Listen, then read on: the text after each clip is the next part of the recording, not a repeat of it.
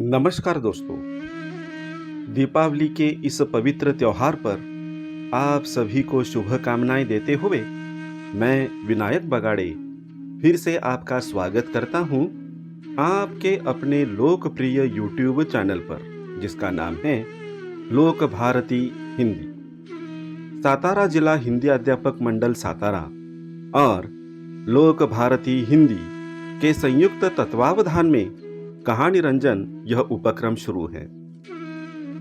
इस उपक्रम की कड़ी में सुनने वाले हैं संगति का असर, यह बड़ी रोचक कहानी।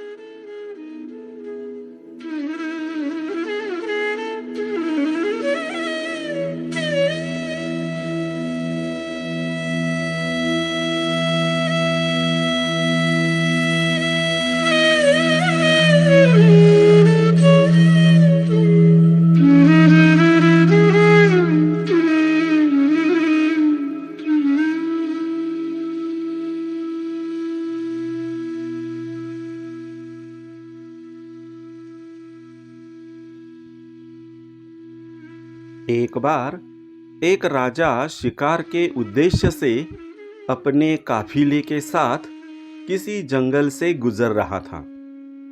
दूर दूर तक शिकार नजर नहीं आ रहा था।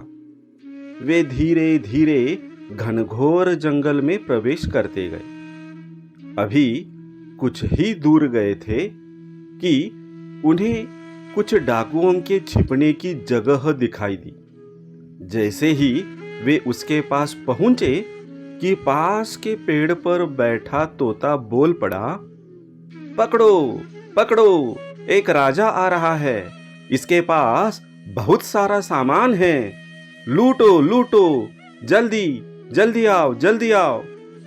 तोते की आवाज सुनकर सभी डाकू राजा की ओर दौड़ पड़े। डाकुओं को अपनी ओर आते देखकर राजा और उसके सैनिक दौड़कर भाग खड़े हुए। भागते भागते कोसों दूर निकल गए। सामने एक बड़ा सा पेड़ दिखाई दिया। कुछ देर सुस्ताने के लिए उस पेड़ के पास चले गए।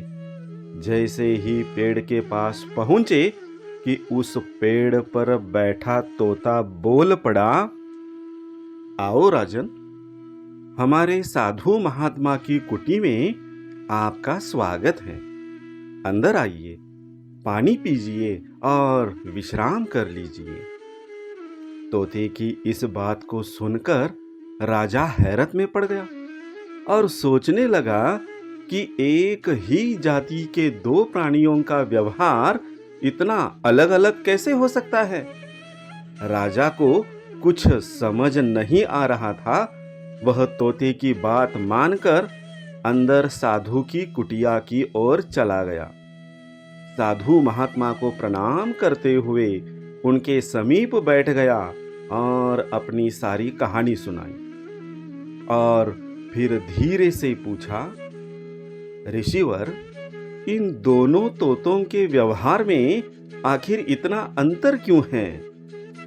साधु महात्मा ने धैर्य से सारी बातें सुनी और बोले, ये कुछ नहीं राजन, बस संगति का असर है। डाकुओं के साथ रहकर तोता भी डाकुओं की तरह व्यवहार करने लगा है और उनकी ही भाषा बोलने लगा है। अर्थात जो जिस वातावरण में रहता है वह वैसा ही बन जाता है। कहने का तात्पर्य यह है कि मूर्ख भी विद्वानों के साथ रहकर विद्वान बन जाता है और अगर विद्वान भी मूर्खों के संगत में रहता है तो उसके अंदर भी मूर्खता आ जाती है। इसीलिए हमें संगति सोच समझ कर करनी चाहिए।